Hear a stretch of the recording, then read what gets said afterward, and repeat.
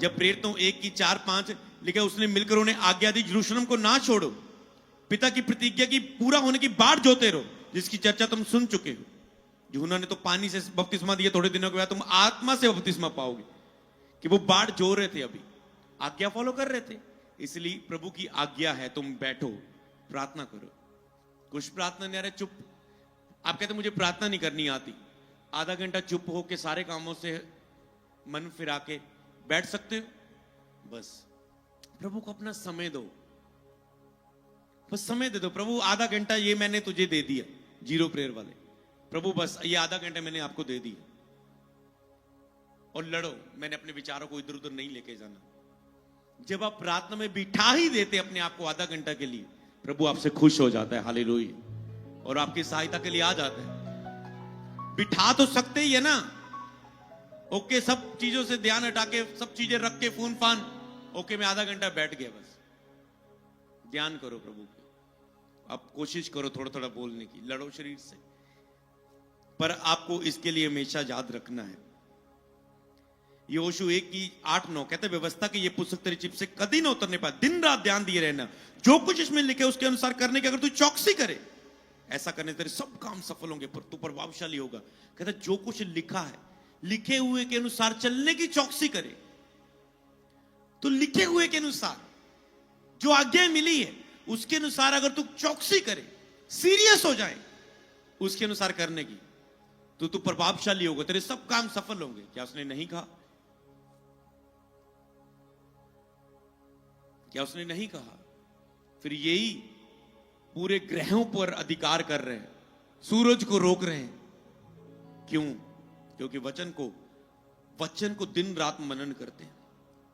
जब प्रार्थना करते हैं और वचन को बार बार अपनी आत्मा में भर रहे हैं, आप इतने स्पिरिचुअल हो जाते हैं। यहोशू इतना स्पिरिचुअल हो गया, सूरज को आज्ञा दे रहे हैं। समझ पा रहे? सोच के देखो, वचन कितना एक व्यक्ति को सामर्थ्य कर सकता है, एक इंसान को। प्रार्थना और वचन, प्रभु ने बस वचन फॉलो कर लिया। यहोशू ने कहता व्यवस्था की पुस्तक, कहता जैसे मैं मूसा के साथ था तेरे साथ रहूंगा, व्यवस्था की पुस्तक ये तेरे चित्त से कभी ना उतरने पाए। दिन रात ध्यान दिए करना। वो दिन रात वचन को मनन कर रहा है। वचन से इतना विश्वास आ जाता है, फिर जब उस विश्वास से आप बोलते हैं, सूरज भी कहना मानता है। हालेलुया। समझ पा रहे? वो फेथ है। तो जब आप फेथ को रख देते खुदा के सामने, खुदा कार्य करता है, उत्तर देता है आपके विश्वास का। पर ये फेथ बोलना, सोचो फेथ का बोलना, विश्वास से बोलना कितना बड़ी चीज है। वो आप किस हद तक बोल सकते हैं आपका आत्मिक जब बनते हैं। क्योंकि जो शख्स से बोला वो काम नहीं करता, उसने विश्वास से बोला।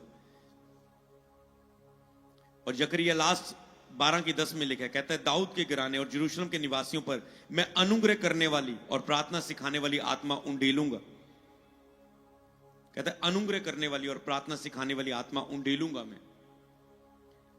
हां, वो आत्मा उंडेलने के लिए तैयार है। प्रार्थना की आत्मा, अनुग्रह करने वाली आत्मा, विश्वास की आत्मा। क्या आप उसे लेने के लिए सीरियस हैं? उंडेले जाने के लिए रोज दे रहे हैं, आज्ञा को मान रहे हैं? तो प्रार्थना करने का आज्ञा है। जैसे आप मानना शुरू करेंगे, प्रार्थना का आत्मा, अनुग्रह का आत्मा उतर आएगा। ग्रेस पता क्या चीज? अनुग्रह करने वाली आत्मा। वाओ, अनुग्रह, ग्रेस, ये मुझे ग्रेस से मिला। लोग कहते हैं यार ये सीक्रेट क्या है? लोग कहते हैं कोई नहीं यार, ग्रेस है खुदा की। गिफ्टेड लोगों को पता है ग्रेस से मिला है। कब वो ग्रेस मिलती है? प्रार्थना करने वाले लोगों को, प्रार्थना रहित लोगों को नहीं। हालेलुया। उसकी पहचान में बढ़ने वाले लोगों को। बस मैं तो उसे जान रहा था, पहचान रहा था, और उसने ये किया। हालेलुया। इसलिए आपको इन पॉइंट के प्रति सीरियस रहना है। इसलिए जब भी आप कभी कभी कमजोरी, निराशा महसूस करते हैं, तो आप देखते हैं कि धीरे धीरे आपको ये महसूस शैतान कराता है कि तेरे लिए धीरे धीरे जब आप अपनी निराशाओं में जाते हैं, कमजोरियों में जाते हैं, दुखी होते हैं, पहले पहले शैतान यहां पर काम करता है, आपकी प्रार्थना छूटती है। फिर धीरे धीरे प्रार्थना छूटने के बाद पता शैतान आगे शुरू करता है काम। तेरे लिए रेगुलर चर्च जाना जरूरी नहीं, संगति में जाना तेरे लिए जरूरी नहीं, रोज एक प्रीच निकाल कर यूट्यूब पर सुनना तेरे लिए जरूरी नहीं। कोई क्या हो जाएगा अगर 2 दिन बाइबल ना पढ़ी? टोटली धीरे धीरे एक फास्टिंग से बाहर आने लगे, तुम शरीर में आने लगते हो, और धीरे धीरे वो एक जुक्ति के विषय में काम करता है। हालेलुया। और धीरे धीरे जब लोग रेगुलर चर्च आना बंद करते, फिर होते वो बैकस्लाइड, प्रभु से दूर हो जाते हैं, संसार में को पहन लेते दोबारा। तो प्रभु चाहता है कि आप प्रभु को पहन ले, संसार का पहरावा दूर करें। तो सबसे पहले प्रार्थना में शैतान आपकी भूख को खत्म करता है। अगर जहां उसे सफल होने दिया तो आप बहुत कुछ खो रहे हैं, याद रखो। शैतान सबसे ज्यादा आपकी प्रार्थना की भूख को खत्म करता है। अगर जहां आपने उसे सफल होने दिया, आप बहुत कुछ खो रहे हैं। जब आप प्रार्थना करते हैं, आप परमेश्वर आपकी परिस्थितियों से नहीं, आपसे बात करता है, और आपके सामने एक आपको, जब आप प्रार्थना में प्रभु के सामने अपनी परिस्थितियों को रखते हैं, तो प्रभु कभी भी प्रार्थना में परिस्थितियों को बदलने के लिए ना रखे। प्रभु मेरा ये काम करे, मेरा ये काम करे, मेरी ये परिस्थिति, मेरा वो परिस्थिति, मेरा ये हालात। जब प्रार्थना आप करते हैं, परमेश्वर आपकी परिस्थितियों को बदलने के लिए बात नहीं करते, वो पहले आपके लिए बात करते हैं। क्या आप उसकी बात सुनने के लिए, समझने के लिए तैयार हैं कि प्रभु आपसे उन हालातों के प्रति क्या कहता है? याद रखो, कभी भी हालात, परमेश्वर ने जब भी किसी के हालात बदले, बाइबल में देखें, उन्होंने यहोवा की दुहाई दी, प्रार्थना की, प्रभु ने उनसे बात की उन हालातों के विषय में। सारी स्टोरी बाइबल की याद आ रही होंगी।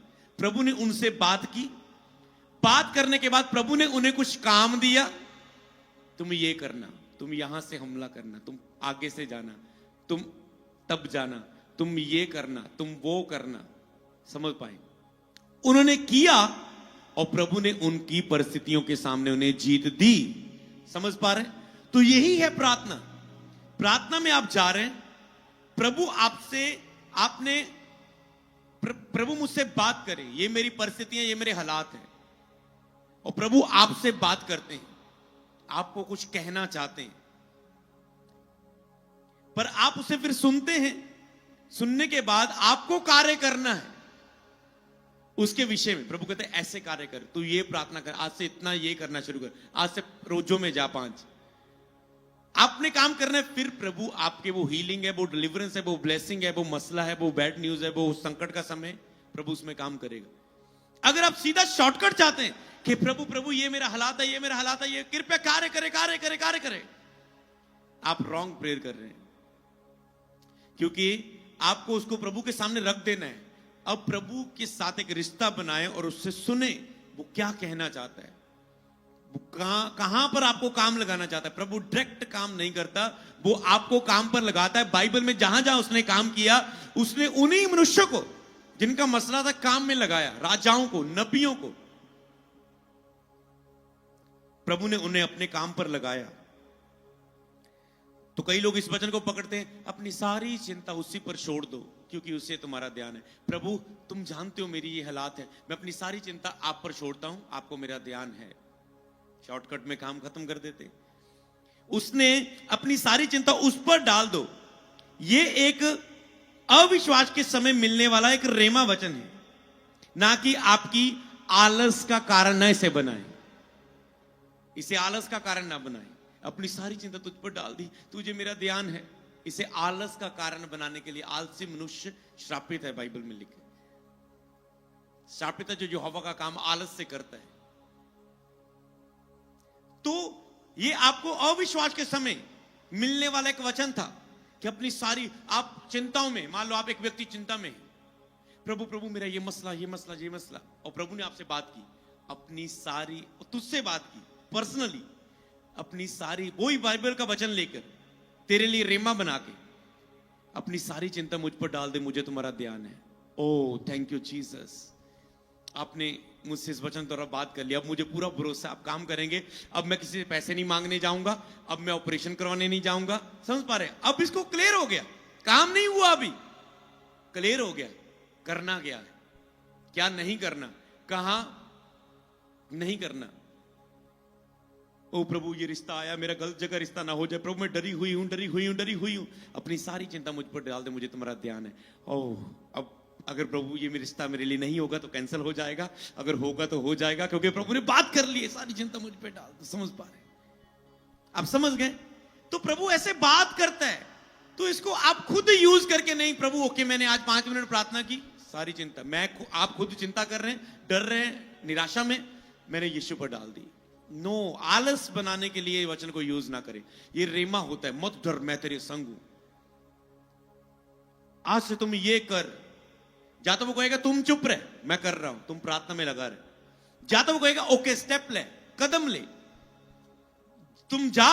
जब तुझे दाहिने बाहिने कोई आवाज आए तो तुम्हें मुड़ना नहीं। तुम्हें आवाज आए आगे चल के कि रास्ता यही है, तो उसी पर चलना। तो ऐसे वो काम लगाता है। जा इस छड़ी को उस मुर्दे पर रख दे, जाके वो जिंदा हो जाएगा। रास्ते में किसी से बात ना करना, हिदायत दी, सम सिस्टम बताता है वो। उसने ऐसे काम पर लगाया अपने लोगों को। तो याद रखो, प्रार्थना करनी, प्रभु की आवाज सुनना, वो क्या कह रहा है, और उस काम पे लग जाना। हालेलुया। शारीरिक हिस्सा ना बनाए। तो प्रार्थना में वचन इस रीति से फिर काम करता है। आप समझ चुके हैं वचन कैसे काम करता है प्रार्थना में। अपने लिए प्रार्थना में वचन पाकर आगे बढ़े। प्रार्थना में परमेश्वर आपको बहुत अच्छा बेहतर बनाने की और आपसे आप में काम करने की कोशिश करता है कि आपसे वचन से वो बात करे। आपको वो बहुत बेहतर बनाने की कोशिश करता है। प्रार्थना में आपको ले जाकर आप में काम करना चाहता है, कि आप में कोशिश करना चाहता है कि आपको कुछ बेहतर बनाए। हालेलुया। तो आप समझ गए, पुराने राजा, नबी, चेले, प्रेरितों, कलीसिया को परमेश्वर ने उनसे बात करके उन्हें काम पर लगाया, वचन देकर काम पर लगाया, और फिर उनके हिस्सों में काम हुआ। हालेलुया। तो आपको आत्मिक विकास करना है। प्रार्थना में अन्य भाषा में आप आधा घंटा, अगर आपके पास वरदान है, 15 मिनट लगातार, आधा घंटा, 1 घंटा आप अन्य भाषा में प्रार्थना करें। ज्यादातर कलीसिया बार बार इसे, पिछली बार मैंने इसे सिखा चुका हूं, इसको पता होने के बावजूद भी लोग यूज नहीं करते। वेडनेसडे मैंने बताया, पास्टर को पता है अगर मैं ये करूं। बुधवार में बता रहा था कि जैसे ही एक पास्टर प्रार्थना में पुलपट पे आने से पहले अन्य भाषा में प्रार्थना करके जाता है, कि आधा घंटा वो अन्य भाषा में प्रार्थना करे। ओके मैं जा रहा हूं प्रभु तेरे लोगों में, ओके 10 बजे मीटिंग शुरू होने जा रही है, प्रार्थना का समय शुरू हो चुका है, ओके तो 9 बजे से लेकर 10 बजे तक, ओके वो अन्य भाषा में प्रार्थना कर रहे हैं। राबा हा सोब्रे डे डे दे के लाबा सोब्रे डा डा नामा जे डे दे लेग रखा दा नामा दूर रुबुशा दा राबा डा लखा राबा दा नामा से डे दे। तो पता क्या हो रहा है, जो सभा में होना है, क्या प्रीच देना है, कैसे लीड करना है, कौन सा वर्शिप सॉन्ग गाना है, वो कैसे गाना है, कब क्या होगा, सारा इस अन्य भाषा में इसका अर्थ के रूप में डिजाइन हो रहा है। और जो हुआ वो ही उसका अर्थ था। हालेलुया। वो उसका अर्थ था अन्य भाषा का, जो वो हो रहा था। तो पर एक व्यक्ति करता क्यों नहीं? उसको लग रहा है कुछ हो नहीं रहा, पर उसको आत्मिक विषय में कार्य हो रहे। जैसे जब आप एक बच्चे को बढ़ता हुआ देखते हैं, छोटा बच्चा है, आपको ऐसे बढ़ता दिखता है, वो क्या आप देख रहे हैं ऐसे बढ़ रहा है। कभी आपने बच्चे को बढ़ता हुआ देखा? नहीं देखते। आप जब देखते 1 साल, वो कितना बड़ा हो गया मेरा बच्चा, पुराने कपड़े नहीं इसके आ रहे, आपको तब पता चलता है। 1 साल बाद देखते, 6 महीने बाद देखते। आप पेड़ को ऐसे देख रहे थे, वो बड़ा हो जाता है कि लगा आप बढ़ता देखते। कभी आपको पेड़ को बढ़ता देखा ऐसे? नहीं देखा। पर उसके अंदर एक सिस्टम काम कर रहा है, पेड़ के अंदर उसको बढ़ाने के लिए, एक बच्चे की ग्रोथ के लिए वो सिस्टम काम कर रहा है, दिख नहीं रहा है। इसी तरह आपका जब अन्य भाषा में आप प्रार्थना कर रहे हैं, एक आत्मिक सिस्टम आपके अंदर काम कर रहा है, आपकी आत्मा सामर्थ्य हो रही, शक्तिशाली हो रही है। हालेलुया। तो चर्च अपनी आत्मा को मजबूत करो, शक्तिशाली करो, और इसमें बढ़ना शुरू करो। क्या आप तैयार हैं इस वचन को फॉलो करने के लिए? तो परमेश्वर चाहता है कि आप सामर्थ्य रीति से आए। डोंट वेरी, किसी से बात कर रहे हैं परमेश्वर का आत्मा, डोंट वेरी, डोंट वेरी, मत चिंता कर, मत चिंता कर। में से के ऐसे है, रात पे तू पहुंच चुका है कि तुम अपना गोल्ड बेचने के लिए सोच रहे हो, अपना गोल्ड सोना बेचने के लिए सोच रहे हो। ऐसा माहौल, कुछ ऐसी गति चल रही है। परमेश्वर कह रहा है डोंट वेरी, डोंट वेरी, चिंता मत कर, विश्वास को दिखा, चिंता मुक्त जीवन जी के दिखा, मैं कार्य कर रहा हूं। शबा डाला राबा डाला लाबा डेरे डे बेटे निकरे मिने नमसिंदा इंदे रिपीटी कोरोबोदो नमंडला खरबड़ा रबा प्रबाडा नमंडले लेडी रिमासी। अपने घुटनों पे आ जाओ। अबा लाबा डाला करबड़ा नमंडले क्रिबड़ा लिब्रा को तो नमस्से के और गैर स्वर में प्रार्थना करना शुरू करो। रबा डेडे डे बेरे बेरे क्रिबड़ा लिब्रा को तो नमंडला करबड़ा नमंडला करबड़ा नमंडलो करबड़ा नमस जबरकड़ा नमंडला करबड़ा नमस्से। सबको जय मसीह की। मैं जतिन बब्बर और आप देख रहे हैं मसीह परिवार चैनल। जैसे कि आप सब जानते हैं कि मैं इस चैनल पे प्रभु के अलग अलग दासों की वीडियोस डालता हूं, तो अगर आपको हमारा चैनल अच्छा लगता है तो आप इस चैनल को ज़्यादा से ज़्यादा सब्सक्राइब जरूर करें, ताकि आप प्रभु के वचन को सुन सके। वीडियोस को ज़्यादा से ज़्यादा शेयर करें, ताकि जिन लोगों तक वचन नहीं पहुंचा उन तक भी वचन पहुंच सके। सबको जय मसीह की।